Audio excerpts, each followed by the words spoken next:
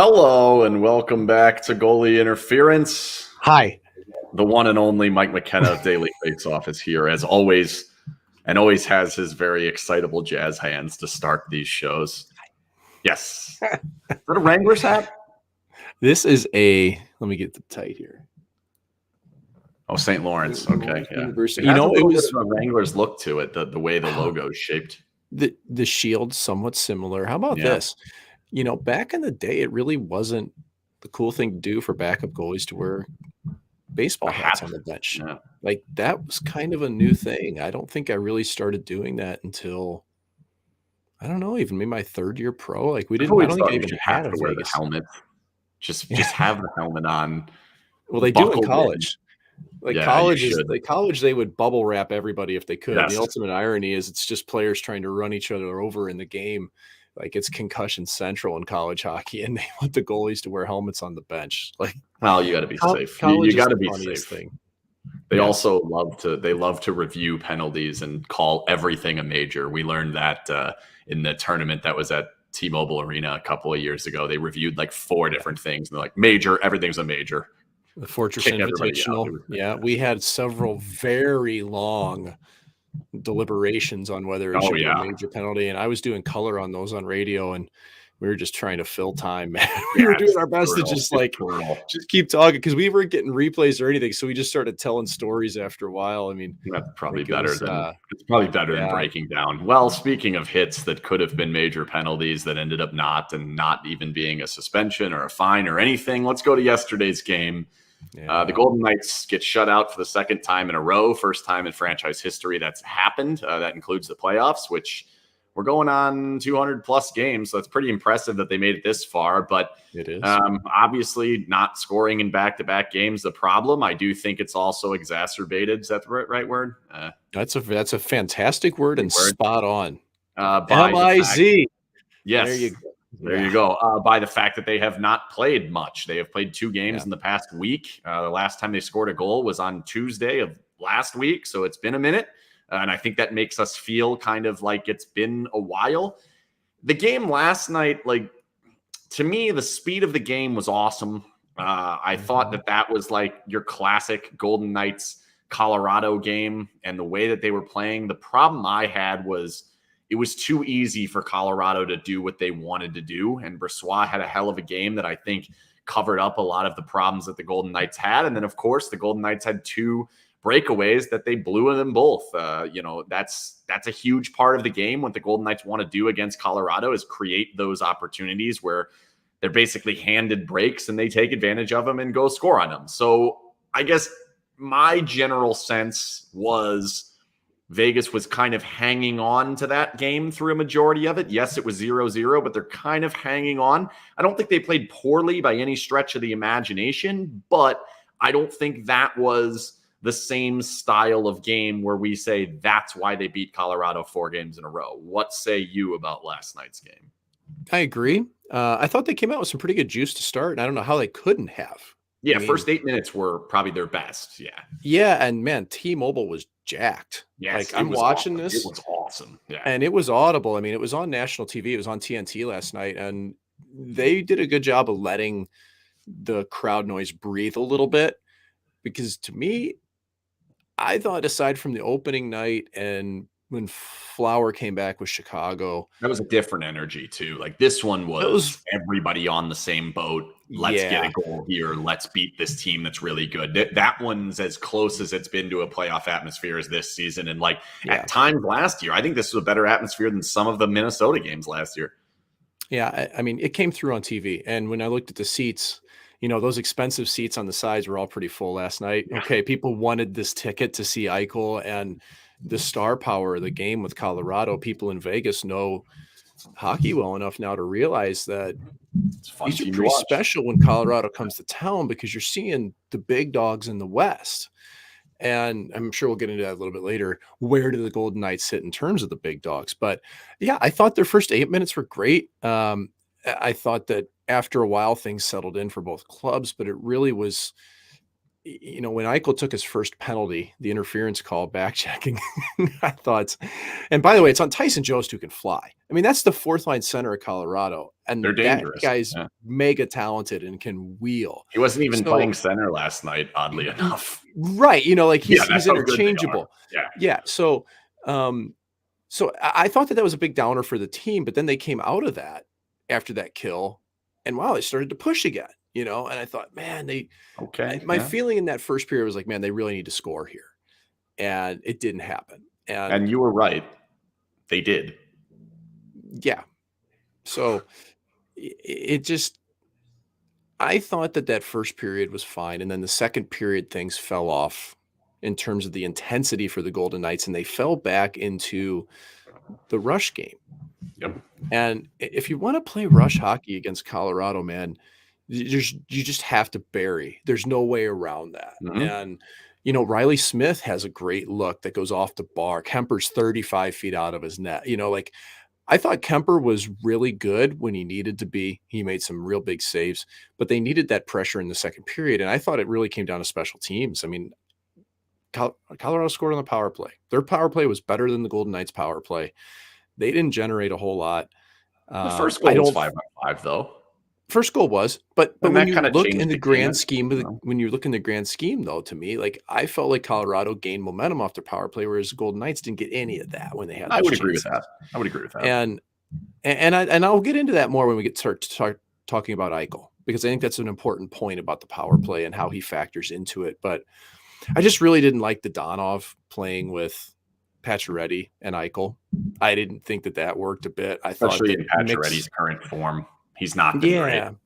I thought mixing up the lines, for whatever reason Pete DeBoer was doing it, I didn't like Janmark at all playing with Carlson and Smith.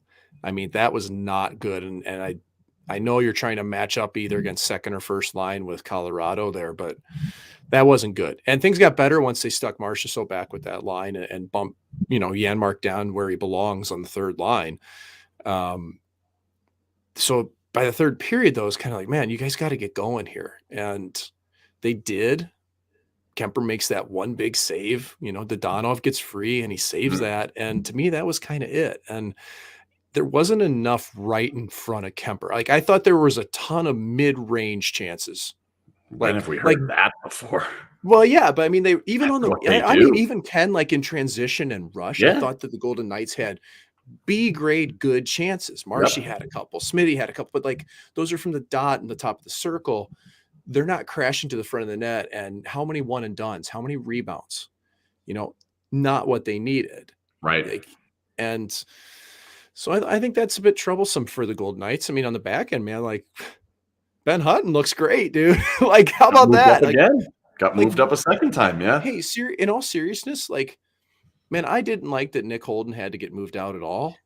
I love Nick Holden. I thought he fit a lot. But when you're looking at cap hit differences between Hutton and Holden, and they're doing the same thing, this looks good. It looks like a really good pickup by the team. Now, I mean, Dylan Coughlin had a couple opportunities, but then you always factor in the other direction. And that's where I'm not sure. Yeah. I mean, they're not going to trust him. They need Whitecloud back. They really do. They need Martinez back. It would make it a heck of a lot better. But I mean, for now, like Hutton's doing a serviceable job. I think obviously him proving that he can go take Haig's spot in that situation. I just thought Haig wasn't thinking quickly enough or moving the puck quickly enough, and they had to make that move. I think it's the right. I'm kind of worried about Haig. Yeah, I have been for a minute here. I think before we get into Eichel, and we'll do that next, is that I do want to talk about kind of this idea of you lose your captain, which is a right winger, and you replace him effectively with a top line center. That means you're going to get shuffling. It's not a simple like for like switch. You can't just plug him in and that's your lines and you can continue going. So they were going to have shuffling, but they entered that game with 4 brand new lines. Now, this is a team that's had a ton of lines. Like, it's over 70 different line combinations this season. Against the top team in the league. I understand how they landed on that. I'm not in this to win that game. I'm in this to win 16 in May and June. Like, that's what I want. The talking point going into the game was, we need to learn about what we have to try different players with each other. And then that will give us a better sense so that we're not experimenting come playoff time. And that's what DeBoer said. I kind of then pushed him a little bit the following day, saying something along the lines of, how do you make sure that you force yourself to stay with this? If that is what you're looking to do, that is your philosophy. How do you keep yourself from doing what you love to do, which is go right back to what you're used to or rip what you're used to apart if the game's not going well? And his answer was essentially, you have to hope that we are able to do this, that the game goes the way it goes, whatever. That's basically what he said. 2 periods in, they rip the whole thing down. They go right back to the Misfits.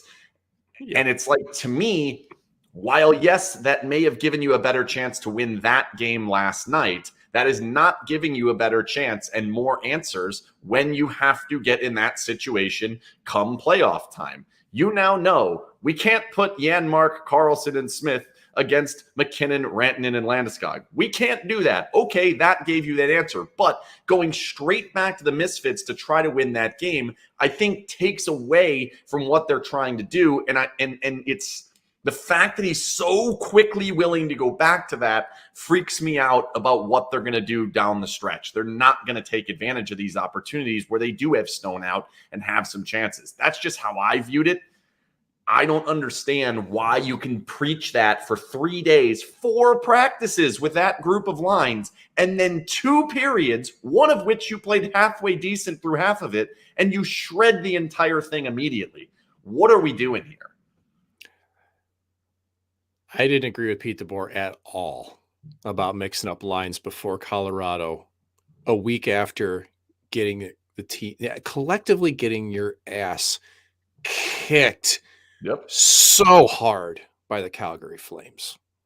So hard. There were bruises. I would have, and hey man, he's an NHL head coach and I am not. But I've been in locker rooms before where you look up at the board and you go, what? Why now? And that's exactly what I would have thought in the locker room. What are we doing here? Why are we doing this now?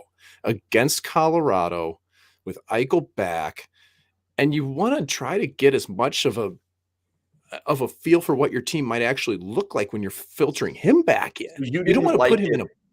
You didn't like it going into the game? No, no. But see, to me, that's but fine. Here's my reasoning. Here's my reasoning. If you want to experiment, go right ahead. But you got 4 days leading into the Arizona Coyotes. And you got a couple days in between where you have LA and San Jose, which to me would be an even better litmus test. What's that? Where does Eichel play then? Well, but this is what I mean. You go into LA or San Jose. Center? Oh no, you put Eichel at center. Eichel's first line center. Okay, then who is the right wing? Well, that's the one you have to figure out.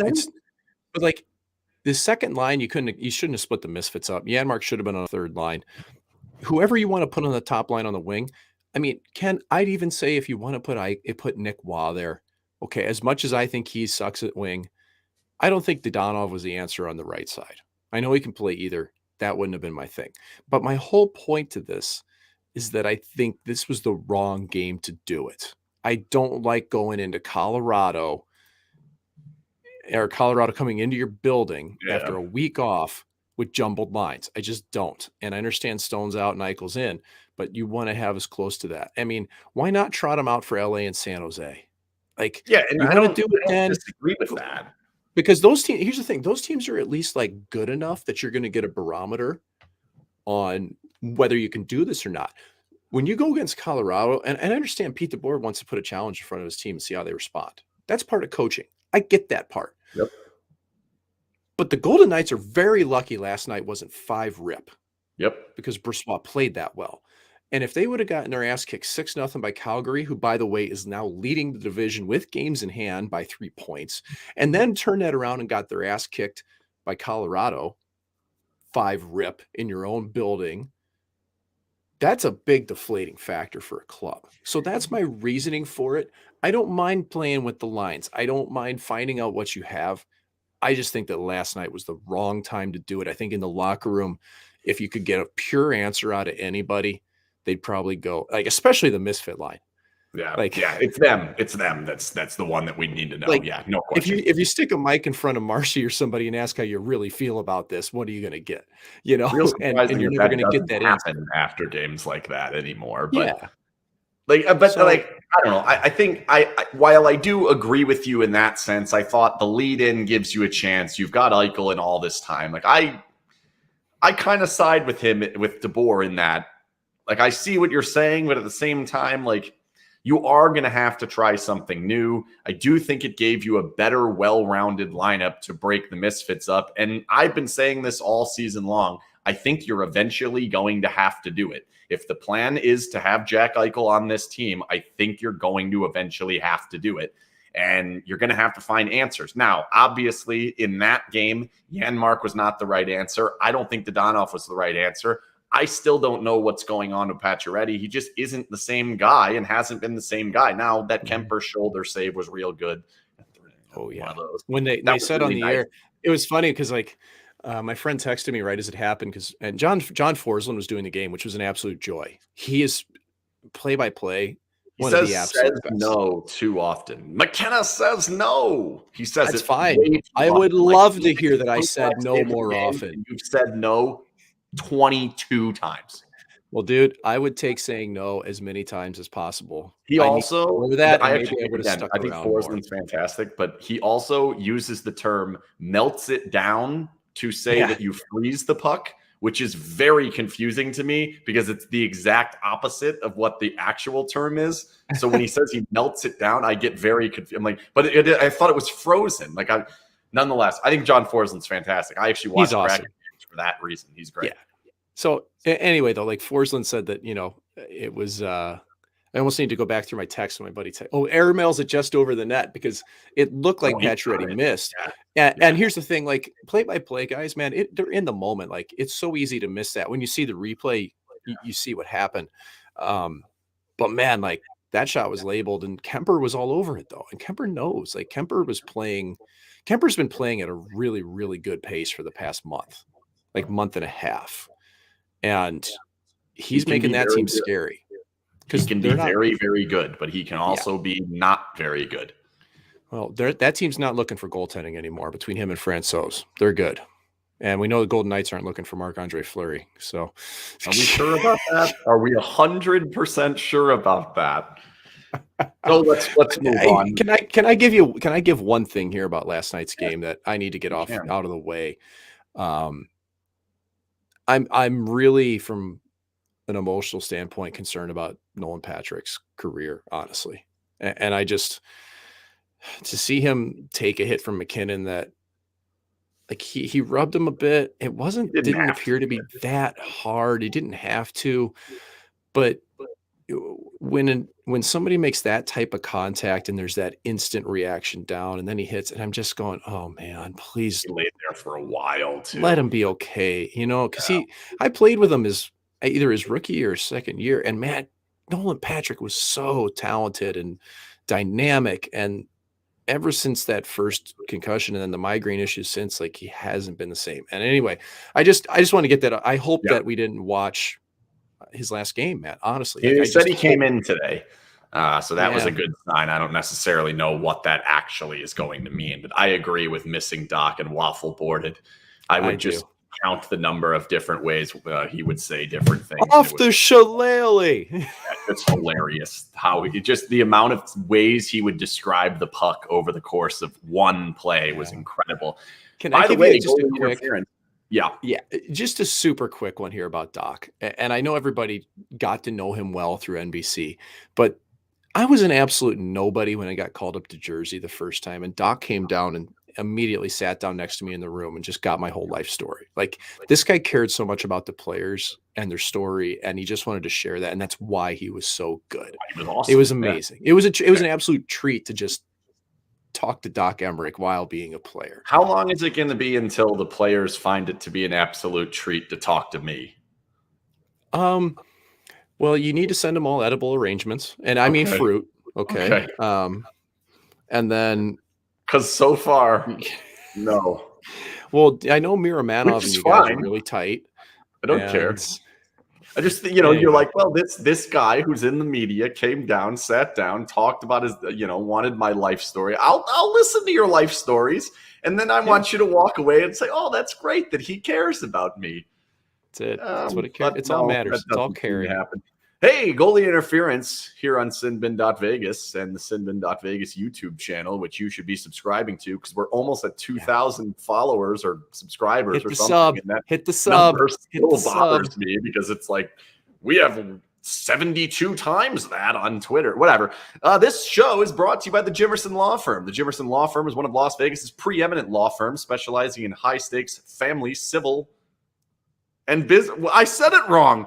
Specializing in high stakes business. That's what I meant to say. High stakes family doesn't make any sense. All families are high stakes. How does that make? Unless I don't know. In Vegas, you can have some really high stakes families, man. I don't know. If you have a high stakes family, seek out the Jimerson Law Firm to deal with your divorce. That's exactly what he wanted this to be. But seriously, the Jimerson Law Firm specializes in high stakes business, civil, and family litigation. Finally knocked it out of the park that time. When winning matters, seek out the Jimerson Law Firm, and seek out the Jimerson Law Firm because they are the only reason why this show exists. And without the Jimerson Law Firm, this show would not exist. So let's move on to the story of the night last night. I found it a little bit ironic that the first Jack Eichel intervention in the hockey game was taking a penalty back checking. One of the concerns that I have of this season. However, as the game went on, you saw some things on the power play that were impressive. I think that they were almost to a point where they didn't know what to do after they got that puck there. Like, wow, this puck never ends up here. What do I do now? Fling it on goal. That was good. You saw a number of different passes that I thought, certainly the one in transition to Dodonov, the one that kind of was a stretch pass that helped Pacioretty draw the tripping penalty. You can see the stride. You can see the power. Obviously, I think the timing isn't quite there at that point, but he's a -1. He takes 2 penalties. The Corsi is so-so. They started to kind of go away from the McKinnon matchup, which I think they wanted the McKinnon matchup. I thought was a bad idea in the first place, but it looked like they actually did want that. It wasn't just, let's get Jack Eichel to be in the starting lineup. Like, it looked like they actually wanted that matchup. There was an icing early on, and they went to it. So what was your overall impression, I guess, of Eichel, and like how much better is this guy going to be as we move forward? He's going to be better, no doubt in my mind. I didn't mind the matchup at all going against McKinnon.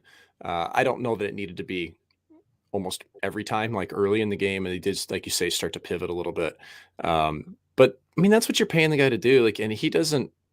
Those types of players that are elite don't want to shy away. Like, he doesn't want to go up against the fourth line. And I know that Eichel isn't driving the boat here, and I know that the players aren't the ones who tells everybody to hop over the bench, but you want to go out and prove to yourself that you can do this after you've had a surgery like that or been out for a long time, and you want to go up against the best. So the matching wasn't favorable in some ways for him. I thought that he looked like a player that hadn't played in a year in a lot of ways. I mean, even the calls, like the high sticking, like Eichel's not a guy who sits in the box twice and a half. Right. That just doesn't really happen for him, and like a little bit careless. And that's, again, indicative of somebody that hasn't played much. His stride is there. And unfortunately, we mostly saw it back checking last night. Like, I kept waiting for that moment where he'd just get that puck on his stick and gallop, dude. It never happened. And there really is, I would actually compare Alex Tuch to Eichel occasionally and how they carry the puck down the wing, especially on his forehands. And Eichel's more dynamic than Tuch. Tuch was, I'm going to the net and I'm shooting that thing. I'm crashing the net. And Eichel has the ability to make plays off the rush as well. And we didn't get a chance to see that. Yeah, and we didn't really get to see that much last night. Nope. What I did like, even in the very limited times that he had the puck on the power play, was how quickly and how decisive he is, how quickly he makes decisions and how decisive he is when he gets the puck. Mark Stone's a great passer. He can filter pucks, but Stoney will tend to have it on his stick for a little bit before that happens. Mm-hmm. And, like, can Marcia so chuck a sauce pass 45 feet across the ice and hit it to land on a blade? Absolutely. But the difference here with Eichel is that, man, he gets the puck and it's off right away. He's already made that decision. And a couple times he got the puck, comes down from the top. I think Petrangelo to him, I want to say. Either Petrangelo, Theo, whoever. Petrangelo to Eichel to Dodonov. I mean, like this. Like bang, bang, to the middle, rip a seam. And that's where there's going to be growth, because it may not even be the bumper guy into Dodonov in the middle. It could be Pacioretty that they're trying to get through all the way. And that did happen a couple times. So it'll be interesting to see if he always stays on his off wing, because he is such a good passer. But Eichel can be really good on his proper wing as well if he has some downward motion. So I'd really like to see the power play get the cyclone effect going, get some movement, which hasn't typically. I'm gonna say that's. I think I'm shooting for the moon here, unfortunately, because I'd like to see a full head of hair, but yeah, I know what you mean. But sometimes nature doesn't allow it. When you watch Colorado's power play, I mean, boy, did they have the answer to the penalty kill. Oh my goodness, did they have the Golden Knights answer? They did. Geez. And I hate to say it, but man, I'd trade Petro and Theo for Cale Makar. Oh, like the guy's straight. You know what I mean? Like, and I think Petro and Theo, I think the world of those guys, but Cale Makar is the best defenseman in hockey. Yep. And he might be the best player in the game. All right. I'm sick of people just not thinking D, or like he might be. This guy, he's legit. When he turns his feet out, how quick he transitions. His mind's moving as fast as his feet, the way he protects the puck automatically. Like, you just can't get the puck off of him. And man, and he was carving them up on their penalty kill. Like, every decision he made. I was actually going to pull that first power play is actually a pretty good example of exactly what teams need to do. And then the Golden Knights are going to have to kind of add a wrinkle when teams go to this road. And I was kind of going to show it. But unfortunately, when games are on TNT, you can't get them the next day. They literally do not exist. That game does not exist on the internet anymore. Way to go, NHL. You gotta DVR that, baby.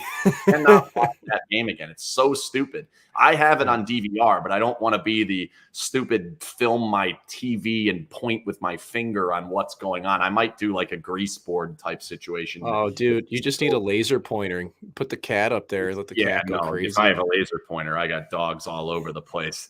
It'll be the worst video you've ever seen in your life. But yeah, they were using the bumper to come up high. It was pulling out the second forward, which was opening up a seam, and like it was an absolute disaster for the Golden Knights. And that's what happened. That's how they ended up losing the game. But let's go ahead and move on. We're going to bring Jason in here, and we're going to talk about something that I put on Twitter earlier today. Well, we're going to switch these because Jason, with the Eichel Tower in the back there, look how beautiful it is. The Eichel Tower. I'll tell you, it's big, Mike. And you have daughters. I have a 1-year-old. So I got to keep her out of here as much as I can. She wants to go. Oh yeah, that won't last 30 seconds with a 1-year-old. Yeah. So What's it made out of? Pucks? Is that pucks? Yeah. Oh yeah. I don't even want to touch it. But yes. No, you don't want those falling on a 1-year-old. For those who don't know the story of the Eichel Tower, you can go to the site and just punch in Eichel Tower SinBin into Google and it'll pop up. We have the whole story. It was a 6-year-old back in.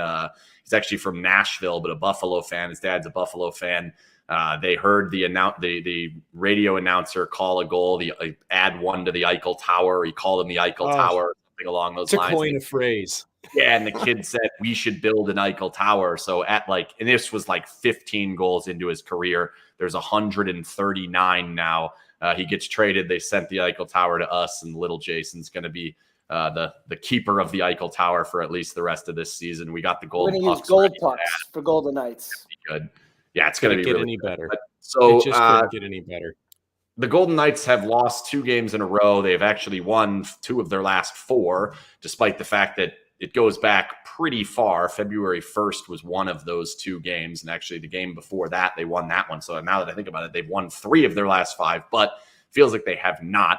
They've lost 2 in a row, not scored any goals. I think there's kind of a shift going on in the fan base where early on in the season, I think people were really starting to say, this is a cup contender. This is a cup or bust season. as things have gone on, you add Eichel. I think that even screamed more, this is a cup or bust season. And then today I put the poll up. Here it is. How do you feel about VGK's Stanley Cup chances right now? Legit contender, 22%, semi-contender, 51%, barely contender, 20%. So about the same as legit contender, and then pretender, 7.3. So not that many people completely off the board, but man, you got 51, more than half of the fan base that follows us and votes in these polls, which, by the way, I did this. I took the clip before you voted, Mike. So your vote is not in there. So that's important to note. Would have changed completely. Because mine is weighted. There's a weighted scale to my vote. Yeah. Jason, where does yours come? Where is your opinion on this? Well, I'm with the 50%. And again, I don't think we're not slamming the Golden Knights by saying that. I just think as of right now, and I stand by it, all season long, I've said, this is a tough year to win the cup because too many things have to work out, right? You got to work out that injury thing and all the cap to fit in Eichel. They did, okay? But now Stone's out, and Petrangelo and Eichel, essentially, in my opinion, are the two most important figures on the ice. They have to build chemistry with the entire team. Eichel has to be a massive factor, and there's a lot of pressure on him. I think as of right now, they're a semi-contender. If they can come back healthy, if Mark Stone is 100% healthy, and if we know what's going on with Robin Lehner, then I could put them as a legit contender. But as of right now, because of those two injuries and because of the pressure on Eichel, I'm going to say they're a semi-contender. Yeah, I agree with you. I can't put them in as a legit contender as it stands right now because of all the question marks. It's as simple as that. And like you said, Ken, this isn't a slam. This is just reality right now. I don't know what the Golden Knights are going to look like 2 months from now. I don't. They've battled injuries all year long. Now they've got cap implications. Like, what are they going to look like? And if the version of the Golden Knights that we see in playoffs is what it was last night, they're not winning the Stanley Cup. Nope. They're missing too many players. And I mean, we keep thinking Martinez is close, but man, I'm telling you, dude, like I said this last week, and I'd heard that he's still not as close as people think here. Like, not perfect. Like, maybe he comes back next game, but I've heard it's equilibrium related, if that explains anything a little bit. It is stemming from the cut, not from COVID. There was kind of some concern that it was COVID. It seemed that it is stemming from the cut. It was something that they did not catch immediately on the scans, but for whatever reason, there's equilibrium issues that are going in and out, and he doesn't feel like he can play when that's the case, and that's completely understandable. I've heard that there's, I believe, but I don't know 100% that that's accurate. Yeah, well, I've heard he's got dizziness when he works out. Okay, so you take that for whatever it is that aligns with it, but it concerns me, man, because like Martinez means so much to this club, and as much as I appreciate the guys that have filled in, he's just not quite the same without him, and White Cloud especially. Like I'm not the person that says White Cloud is ever going to be a first or second. He's not going to be a top pairing guy in this league, but man, he really plays in a situations that you need him so bad, and he's so steady, and he's grown into that role. And I think Nick Hague misses him. I think that chemistry, even though it was a bottom pairing thing, and I know Hague has gone up and played with Petro and done their stuff, like I thought they were pretty rock solid together. So I think they're missing him, and just without Stone, I don't know where this club is, because I want to throw this up there. To me. From what we understand, it is not concussion related. McCrimmon specifically said they thought it might be a concussion. They do not think it's a concussion. It has something to do with nerves and the skate cutting his face. So does not seem like it's concussion. That doesn't mean like it's not tricky to deal with, as Jack said on there. But from what I understand, it's not a concussion from what I have heard. My biggest question, like I think there are a lot of question marks. I think everybody's kind of on the same page at like, well, if they're fully healthy, what are they going to be? There's a couple of different issues there, but my biggest question comes in way before any of that. What makes anyone believe they're going to be fully healthy? Like, why does anyone have that belief? Like, I know we constantly say that, and like you have that optimism, but like, They can't get through a week without losing someone. Why do you think they're going to make it 2 months when the hockey is way harder than it is now? Like, that's why for me, I'm leaning like I'd say they're somewhat of a contender, because I think if they get some of the guys back, they become a somewhat contender. If they have something looking like this roster, I'm not even close. Like they're not contending at all. Yeah. No, and think about goaltending, man. Like if Robin's not available, and by the way, Laurent Brossoit is playing for that crease right now. If we think anything else, if we think he's content being a backup in the NHL, this is his chance to make his name as a starter in the league, or at least make teams look at him and go, this guy can be a 1A. I was just going to ask you that.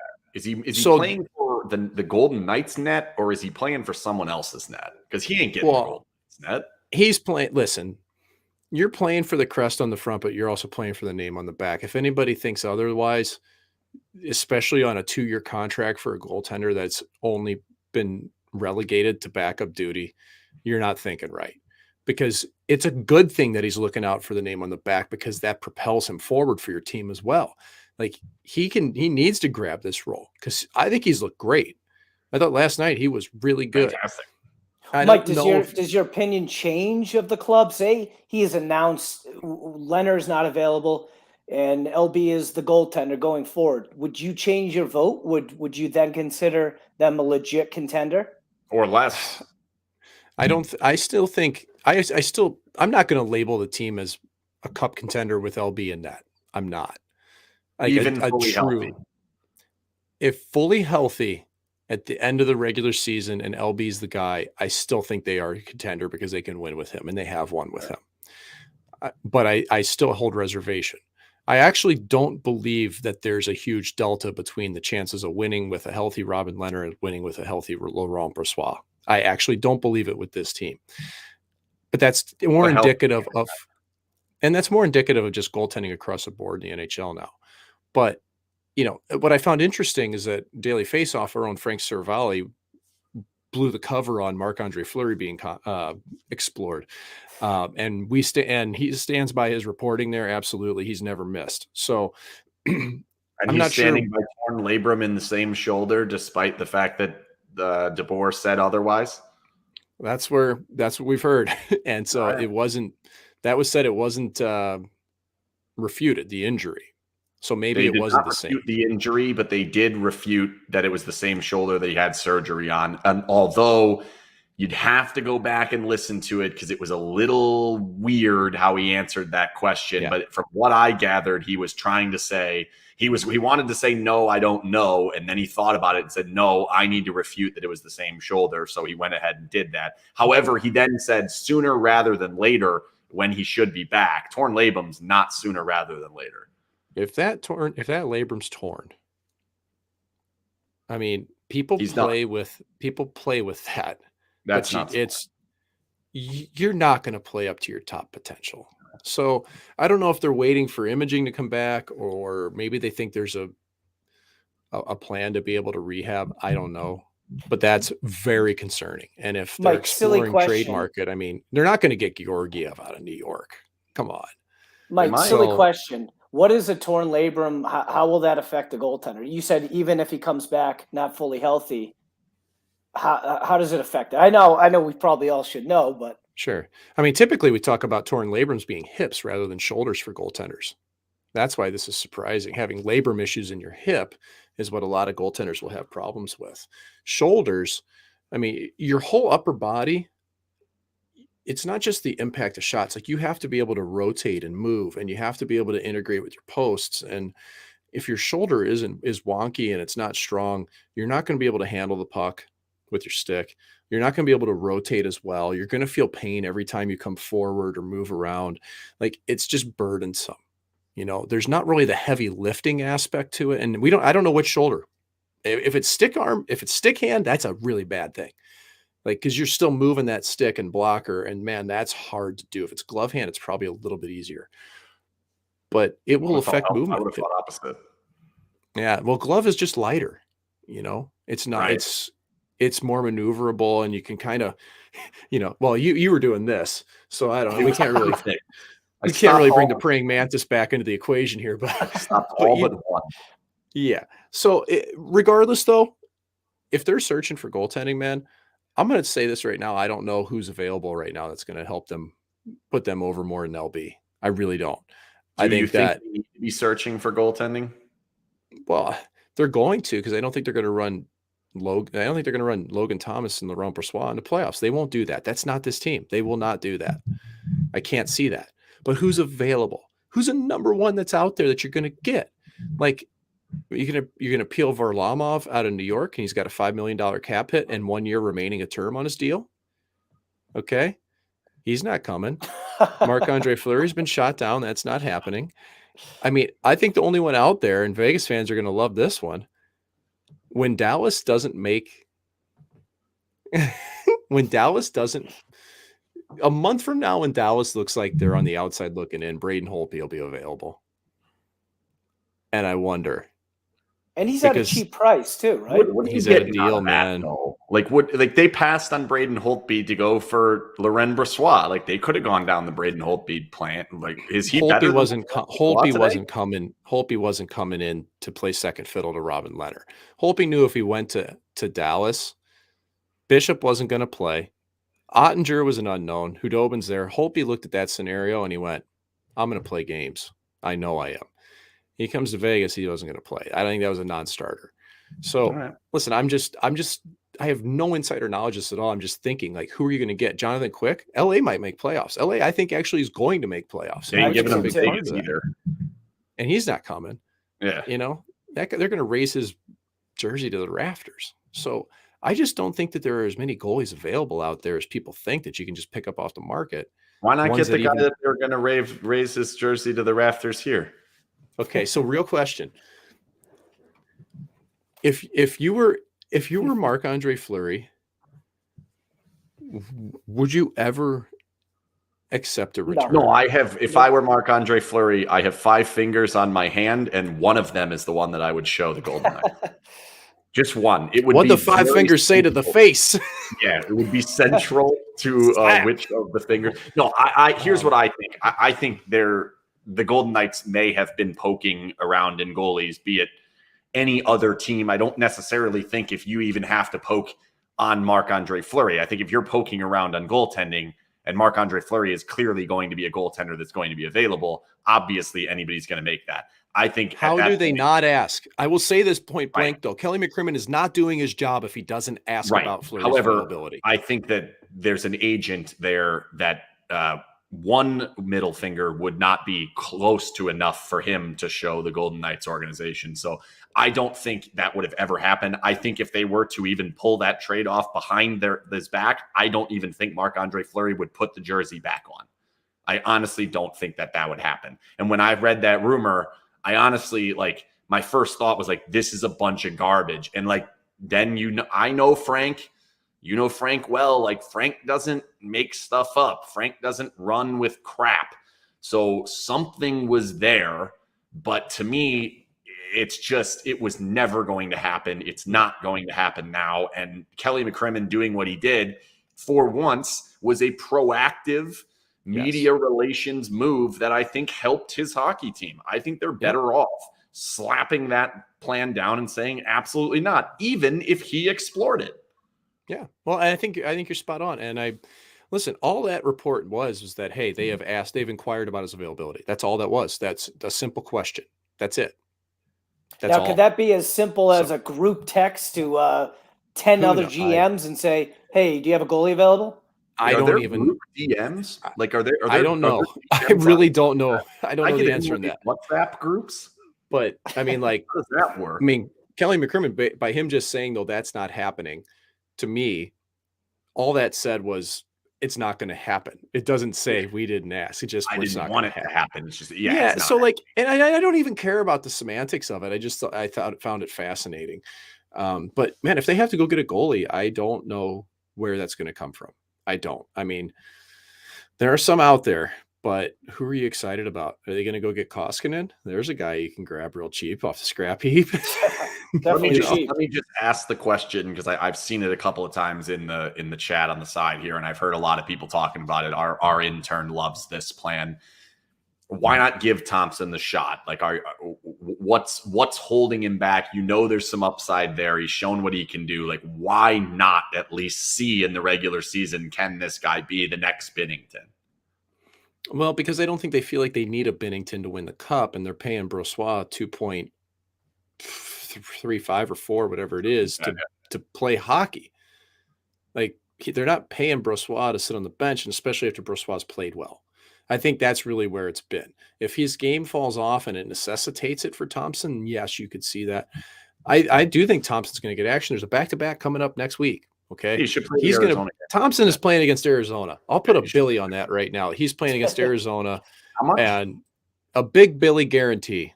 Just a massive Billy.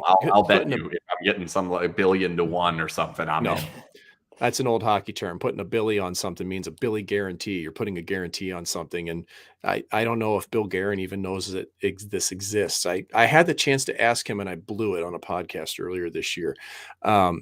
But yeah, Thompson's going to play against Arizona. You're going to see LB go against Colorado. If Leonard's not back, we don't know. But as light as that schedule had been through this, we weren't going to see it. But now it gets heavy into March. So you will see Logan Thompson play. He will play in March if he's still around. If this Joseph says if I'm Marc-Andre Fleury, only way I come back is if Robin Leonard traded. I don't think he gives a damn about Robin Leonard. I think he needs the organization to get traded. I think he needs a lot of people in the organization to change hands there. And that's not happening right now. I'm going to have one last word on this, and we're just going to spike the Fleury talk. Listen, he was promised he was going to retire as a Vegas Golden Knight. And that isn't happening. It's as simple as that. It could happen if they brought him back. This is not the way it was intended. Oh, the old cute 10-day contract or whatever those things happen. No. He could actually be the guy. If Leonard's out for the season and you want it, like, again, it's not going to happen, not because the Golden Knights don't want it to happen, because the goalie doesn't want it to happen. They burned the bridge with the Vezina Trophy winner, with the guy who is the #1 clubhouse guy in the past 20 years in the NHL, the face of the franchise. They burned that bridge. And now all of a sudden they need him back potentially. And he says, nuh-uh, one finger for you. And it's not this one. That's what he said. So, all right, let's move on to another topic here. This was a comment from the press conference today. I found it very interesting. The question was asked about playing somewhat of lower scoring games. DeBoer said that, you need to get comfortable in that. I followed up with saying, are you comfortable in that type of game? And he said, quote, our group has a natural frustration that sets in when they are not scoring. We've got to do a better job managing that and being comfortable in those types of games. A natural frustration that sets in. So what do you take from that? So after last season, I talked to one of the players, and that player truly believed that the team needed a mental coach as much as anything, because players more or less freaked out when the game was on the line and they couldn't perform. They couldn't score. They're holding their sticks too tight, all those things. I have no idea if that has been addressed, if there's been a mental skills coach, anything brought in. Bring that woman in from Ted Lasso. She's good. If she's available.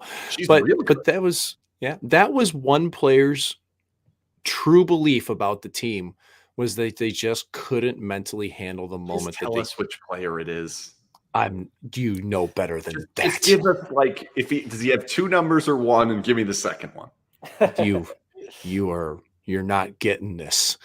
But in any case, I think it was actually really bang on, man. The number of, and you could even go back to the Dallas series. They were incredibly frustrated.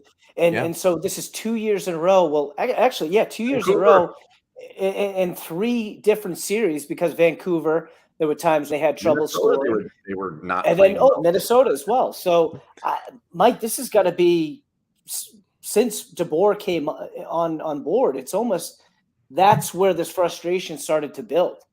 I And I think partly it's system oriented. It's not just on the players. I think that within the confines of it, they are still a rush team, and they are still a get it to the point and funnel it to the net team. And that hasn't worked. And do they not believe in that system teams. Or like what do you mean by it's system related? Well, what I mean by it is that it's not the type of system that really gives it doesn't allow players to build their own confidence by having the creativity to kind of go outside the norm. And I hate to do this, but I'm just going to give an example of when you look at a team like the Rangers under Gallant, like they are much more freewheeling. Okay. But even Colorado to that extent, and Colorado plays a system, they work hard, but they got skill like crazy. Right, I'll just put Adam's question up. Mike, do you think there's a coaching problem? I don't think it's a problem, but I think that there needs to be a way to address this natural frustration by allowing the players to be empowered a little bit. I would like to see them be empowered to have a bit more creativity, have the chance to get to middle ice, to force that issue and not just be a rush team. Because right now, that's the way to me that puck, go down. Okay, we didn't score on that. The possession isn't there long enough to wear a team down, and it just starts going around the edge. There's not enough players in motion. So I think that's coachable. I think it can change. But, I mean, we've watched this now for 3 years. I watched San Jose for years. I watched New Jersey for years. I watched Florida. Like, I played against those teams. And I played against the American League affiliates of those teams. And every one of those teams was be ready because you're going to get shots from everywhere from outside, and they're going to try to get to the front of the net. And some of those teams are better than others at it. And, you know, it really comes down to rush chances. This one is not excellent at it. No, not this lineup, man. Like, they don't have Joe Pavelski in front. No. By the way, that'd be a hell of a trade deadline pickup for this club. The salary cap exists, Mike. I know. I'm speaking out loud here because that's the type of player that he would change everything for this club. $118 million. Like, what? I don't know. But like, we had two the players. San Jose Sharks wanted Erik Karlsson more than they wanted Joe Pavelski. Yeah, how'd that go for him? Well, Evander Kane as well. Yeah, how'd that go for him? But after DeBoer made that comment, we had two players. There was Shea Theodore and Brett Howden. So obviously I couldn't really ask Brett Howden about this natural frustration because he doesn't know. He has his own natural frustration that he just, wiped out the last 5 games before the last 2 where he hasn't taken a shot. But other than that, I asked Theodore, like, how often does the last 2 playoffs come up? Like, the natural frustration, it dates back to Dallas and Montreal. There's no ifs, ands, or buts about it. There was never a problem scoring last year. There was barely ever a problem scoring in the regular season the year before. The beginning of the bubble, they scored against Chicago. They scored in the round robin. Like, he told me it doesn't come up. I call bullshit. Like, how often does it actually come up? How often are there conversations on the plane and wherever in the locker room that's like, this is Dallas again. We got to stop doing what we did against Dallas. We got to stop doing what we did against Montreal. Like, do those words come up? No, they actually don't. All it is, though, is in the back of their head. And that's the problem. That's the internal frustration. So now we really need the Ted Lasso sports. You just don't talk about it because it's the past. Like, you're always trying to look forward. You're trying to be better. You're trying to figure out how to beat these teams. You're not going to say, like, coaches are inherently predisposed to not say, don't do this. Don't. They're trying to encourage the right things to do. Players all remember those things, though. And that's where that inherent frustration comes in, is that it's still here. You can't forget it. You can't forget the fact that you couldn't score against the Dallas Stars or the Montreal Canadiens, teams that you should have beat handily. And you can't shake that easily. Why not talk about it? Well, because there's just no need. Like, they don't want to. Like, nobody wants to. Like, no, you don't want to look back and go, oh, remember when we couldn't do this? Like, look back. Like, do they watch those games? Are clips from those games coming up? Can they compare clips from this game and that? Like, or do we just burn that off the face of the planet? Like, that never happened, even though it's in the back of everybody's head that it absolutely happened. It happened, but you want to believe that because it's a different year with different personnel, with different tweaks to your system, that it's all new and that's the past, and we're not going down that road again. Boy, Because you World don't War want to live III in the is past. right Like around there really there's a big cautionary tale living in the past like that, and consistently going back to the well on it. And that's why the team's been constructed. Mike, is that because have to there's learn been so much turnover over the past years? Because I just heard Petrangelo talking about their run in 2019, where it was pretty much the entire team that had failed together year in and year Correct. out. And for him, when he was talking about that run, that it was so special because all the guys that he had lost with, he had won with. So Yes. in this situation, you know, Eichel doesn't care what happened in Montreal. Petrangelo doesn't care the year before what happened in Dallas. You know, some of the guys don't care what happened in San Jose. So is because of there's a lot of guys that don't have that attachment? It's a different dynamic. I mean, you could say the exact same thing about the Washington Capitals when they finally won, and the Tampa Bay Lightning when they finally won. Both of those teams were cup contenders for the better part of, I mean, minimum 6-7 years, it felt like at that point. And McPhee's life. I mean, that's kind of what you run into with the Golden Knights, with all the turnover and constantly chasing the big free agent, you know, the next signing. You don't have that consistency. And of course, nobody wants to stay put. You don't want to constantly wheel out the same lineup every year. But you do start to look and see there's been more turnover with Vegas as a top team than a lot of clubs, especially with their top lines. I actually put that research in prior to season 4. So after Petrangelo, I actually put in let's take all of the top 12 players in minutes from each team, or top 12 forwards, top 6 defense, and the starting goalie. And the turnover of how much Vegas has done is actually not that rare. A lot of teams have it, but it's usually the shitty teams. It's not usually the best teams. And like you said, you just don't see it. So, and it has not stopped, and they're not really integrating young players from their system into this. Yes, there's been a little bit with the White Cloud and Haig, I guess, a little bit, but it's usually stars from elsewhere. Dadonov, Eichel, Petrangelo. Like, that's the way they're going about it. And is it working? I don't know. We're going to find out. Like we find out every year. I mean, it hasn't been so far. At this point, I'm a semi, not a legit. Okay. I'm in the same boat as everybody, but I do truly believe it wholeheartedly that this club, if they end up with Stone, Patrick, and Eichel in that top line, and they got the Misfits as the second line, and they get Martinez and White Cloud back, but watch out, man. They can play. Better score then. Hey, dude, I know. I get it. I agree. There's a but they won't have any excuses anymore. They just went out and got the best centerman you possibly could. So I know, but oh my goodness, like that hit me like a ton of bricks when I heard that, because it was like they still think about it. And the second the going gets tough in a game like this, they're instantly thinking, well, we're probably not going to score. That's got to stop. That cannot be the case. And you played 56 games where you scored like 4 a game last year. Like, yeah, you get shut out 2 games in a row. Like, I'm not that concerned about it. But hearing that and this natural frustration, and then like, I think it's real. Like, I don't think that was an off the cuff thing from DeBoer. And I don't think he came in planning on saying that. I think that was like, that's how he describes it. And I think that has to be solved now. Yeah, you're right. I got nothing more to add, dude. Ken, you're exactly right. I mean, we all watched that bubble, and even against Vancouver, we were thinking they may not get out of this. And it wasn't just getting Demcoed. It's the fact that they couldn't get anything from the inside. Yep. And look at the shot chart from yesterday. They all did outside if it wasn't the rush.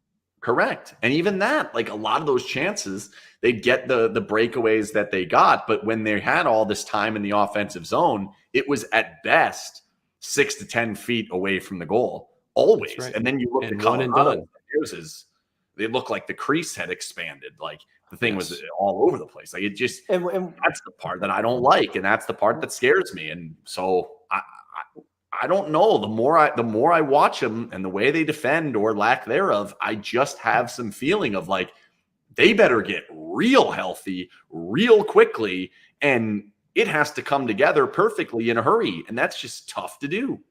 And isn't it a little bit more scarier this time around where we're concerned about them scoring in the postseason, but there could be trust issues in net? Yeah, I really don't think that's there. I think they believe in their goalies, believe it or not. You'd be surprised how much weight it carries when you just play well as a goalie as opposed to your name. And you want to root for your friends and your teammates, and it's kind of the same thing in the back of your head. You're always wondering, like, can this guy really do this? But it's still your teammate and your friend, and you're rooting for him. And if you're playing well, they'll believe in you. I think the bigger question for me is just the chemistry factor of this club having people in and out so often. Even like it's still not a slam dunk. Eichel's going to work out and put up over a point a game here. It's not like if he stays at the level he was at last game against Colorado, like you're not going to see major performances. I don't expect him to say that. I expect him to be much better and get back on track. He's a world-class talent, but you just don't know. And that's the hardest part for me. Like I played on a team in Syracuse in the American League that we got all these players back from Tampa Bay. And man, it took us the better part of an entire playoff series before we finally gelled. And like, I thought we were done in the first 2 games, and I had to play my ass off in that series to get us out of it. And from there on, the team carried me. But that first series, I remember thinking like, man, we are a mess right now. Like we don't know what we're doing together. And it's because we kind of just, okay, you're a team. We have so much skill, so much talent, so many expectations, but all right, go get them. Okay. And it wasn't until that second round, 5-6 games in, that we started to actually get that. So I think we're going to have to look at runway here a little bit for the Golden Knights with what they have, even with Eichel. By the end of February here, you'll see what Eichel's going to be. No doubt in my mind about that. I think it's going to be another week or two, and you'll really see it. But that's not going to be the same without Stone on the right side at all. It's just not. And I don't know who out of the lineup fits on the right side that's going to be even close to Mark Stone. They don't have one. They don't have anybody close. They don't. I know that Alex Tuck would have been great. But he traded for Eichel, and that's yeah.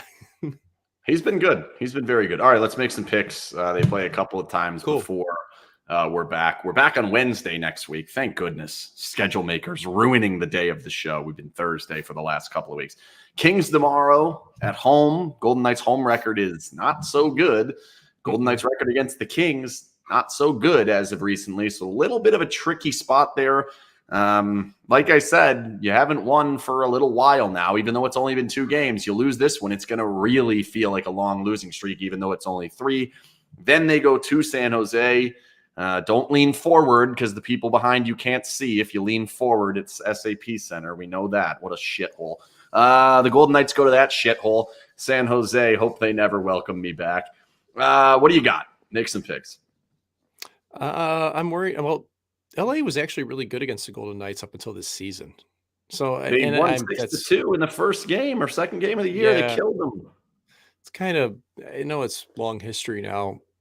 I like LA right now. I know they've gotten run out a few times, but I think the Golden Knights beat LA. I just don't have a feeling about it. I think Quick struggled at times against the Golden Knights, and if he's in net, I think that's tough for them. So I'm going to go that they beat LA.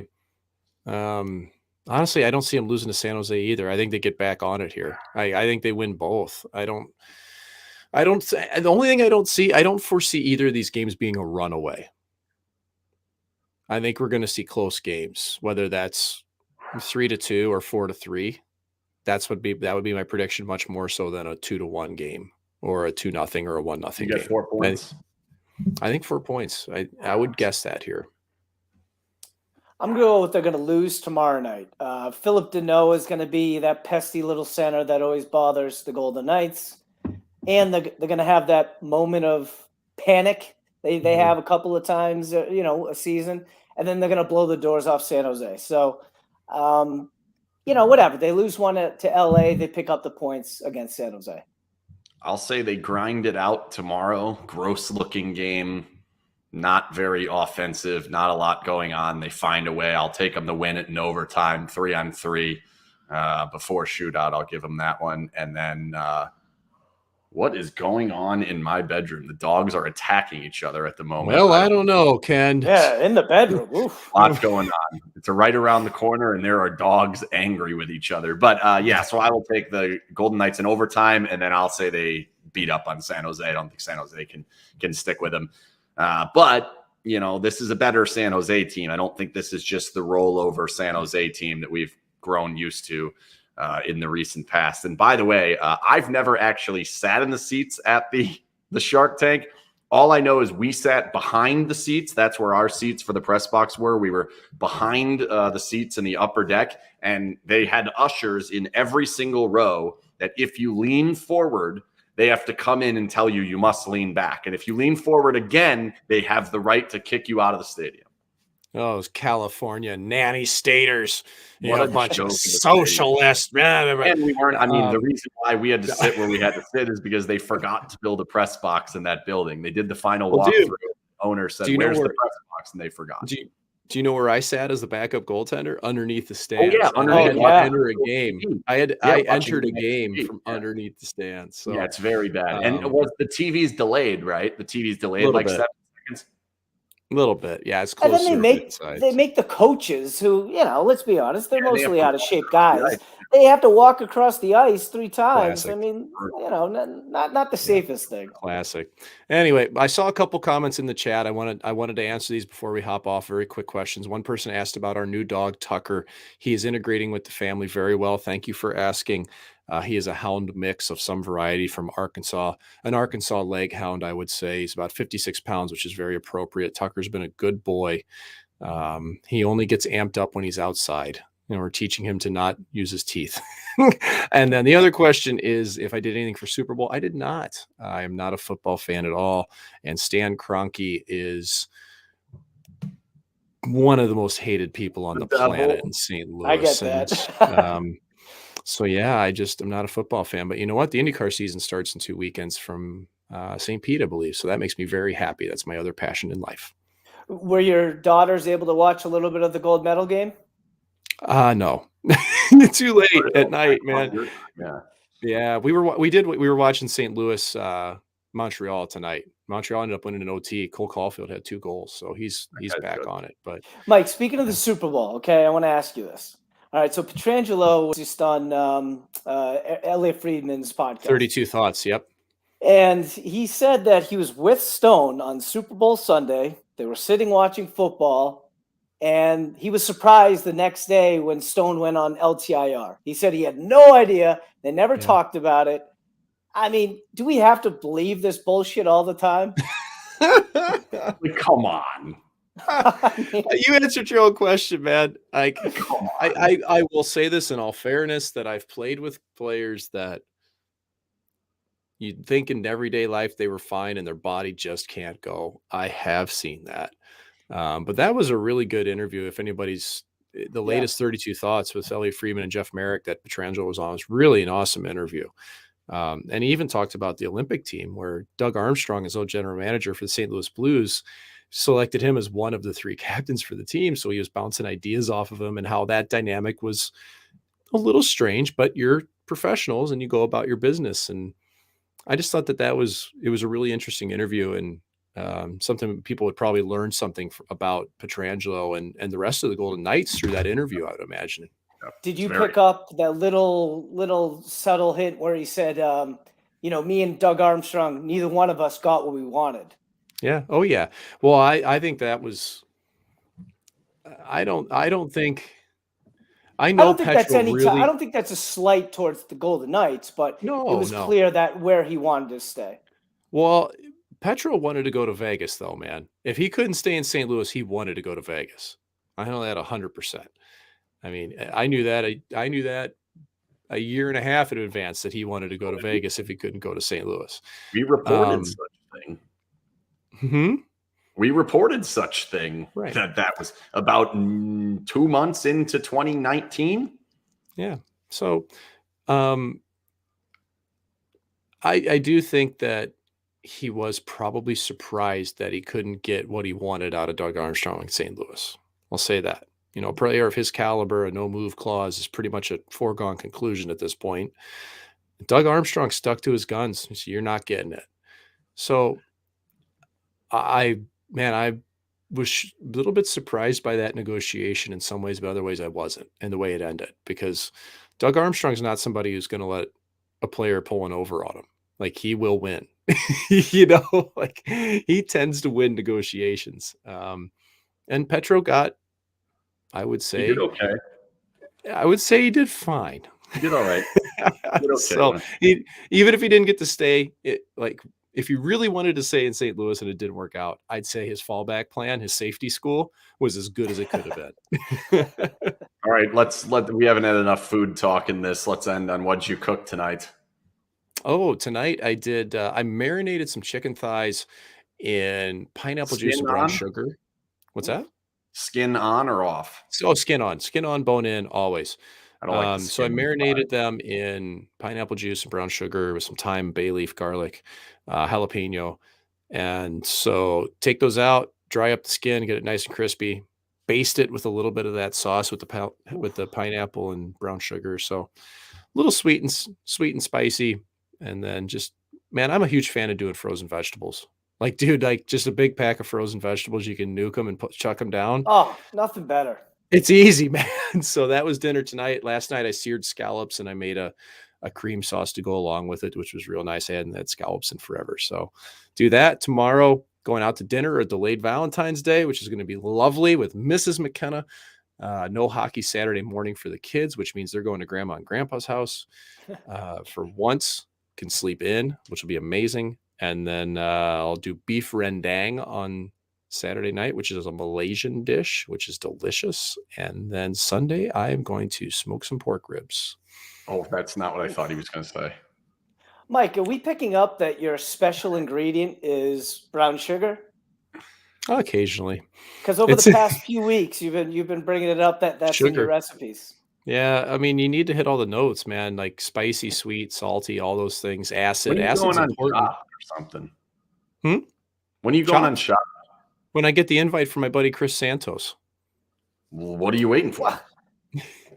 Dude, I got to tell you this. I went to see Fozzy play at like Vamp or something in Vegas, like on the West Side. Fozzy was Chris Jericho's band, who's the wrestler. Yep. And Chris Jericho's dad, Ted Irvine, played in the NHL for the Rangers Blues. And I show up at this thing with my buddy Brian Slagle, who owns Metal Blade Records, lives in Vegas now. He's got a 3,000 jersey collection. He's the best guy. I love Brian. And we show up and there's Chris Santos from Chop there because they're buddies. And he's got a record label on Slagle's label. And here's this chef from Chopped, like mega chef. Beauty and Essex is his place in the Cosmo. He can do fine dining. He can do it all. This dude is just mucking like Cisco French fries and ketchup like it's going out of style. And I just went, this speaks to my soul because after I've had a couple of vodka sodas, man, French fries and ketchup always sounds amazing. Always. I need you on Chopped. I need you on Chopped. Speaking of, have you seen the documentary Salt, Fat, Acid, Heat? Yes, and it's fantastic. Yes. She's great. The key takeaway from that, salt your meat in advance, let it sit in the fridge uncovered. The key takeaway from that is use salt, acid, fat, and heat, and that's what makes a good dish. And once you watch that, you literally will see it everywhere. It's crazy. You're like, hey, they got them all. Oh, my goodness. Yeah. And then they don't. It's like shit. What's the minimum amount of time it needs to, after you salt it? How long before you actually cook it? Well, two things here. So if you salt it the day before or when you first bring it home, you need to give it time because salt will naturally draw the moisture out of meat, which isn't good. You don't want to do that like an hour beforehand or 2 hours before. Drawing the offense. It will draw it out, but it will eventually come back into the meat over time. So you want to do that either the night before or the morning of. Now, if you go to the store and you buy meat from the store and you plan on cooking it immediately when you get home, first thing to do, leave it out on the counter for about an hour so it gets to room temp. Okay. Yeah. You're not going to die. You're not going to get a parasite. Let it get to room temp because you want to make sure it's nice and, throughout it's about the same doneness. But the key then is if you buy it fresh, salt and pepper it right before you throw it on because that way it won't draw everything out. So there's kind of a fine balance there. If you have enough time in advance, 6-8 hours or overnight, salt and pepper that. If not, do it right before. But I think you should always take it out minimum a half hour beforehand if you're going to be cooking any type of meats, especially meats that are going to be like mid-rare. If you're doing steak, if you're doing pork, let them come to room temp first. I was going to say, would you look down at a guy like me who usually likes it medium well? Dude, I do. Listen, man, I'd look at it and I would go, oh. Yeah, man, like I've gotten that. Looking down on him. Food's supposed to be enjoyed. If you ask for well done, I'm going to look at you weird. I will. If you ask for medium or medium well, I'll give you a little side eye. But as long as you're enjoying the food, I'm cool with it. Even if you put a bunch of ketchup, my daughter puts ketchup on everything. Whatever. Ketchup gross. So, and by the way, if you don't feel like cooking, and the Golden Knights won the night before, or even if they didn't, and you don't want 20% off, and you're like, well, they haven't won since last week, so I can't wait. You don't feel like cooking, go to Giordano's. What a great place. There's one at Boca Park. There's one on the Strip. We still have pizza in the fridge. Fantastic. Dude, amazing grease wheels at Giordano's, man. They're so good. Thanks again to the Jimerson Law Firm for sponsoring Goalie Interference every week. We'll be back next Wednesday, so a short week for us. 2 goalie interferences inside of 7 days, which is the same number of games as the Golden Knights have, which is this stupid month. So we'll see you next Wednesday for hopefully a much happier occasion where the Golden Knights have scored since the last episode, because that has not happened since the previous one. See ya.